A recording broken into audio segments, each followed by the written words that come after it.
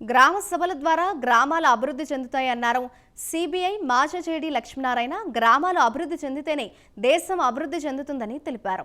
VIP విరామ సమయంలో కుటుంబ సమేతంగా శ్రీవారిని దర్శించుకున్న ఆయన గ్రామాలన్నీ సుభిక్షంగా ఉండాలని కోరినట్లు తెలిపారు.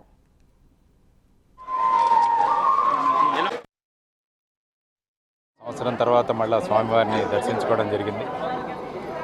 రాష్ట్రం సుభిక్షంగా ఉండాలి, రాష్ట్రంలో ముఖ్యంగా యువతరం బాగుండాలి, గ్రామీణ ప్రాంతం అభివృద్ధి చెందాలి, గ్రామీణ ప్రాంతం మళ్ళా గొప్ప గ్రామీణ ప్రాంతం బాగా సుశోభితం అవ్వాలి, సుభిక్షం అవ్వాలి అని స్వామివారిని కోరుకోవడం జరిగింది. గ్రామ సభల ద్వారా ప్రస్తుత ప్రభుత్వాల్లో నిర్వహిస్తున్న కార్యక్రమాలు చాలా మంచివి.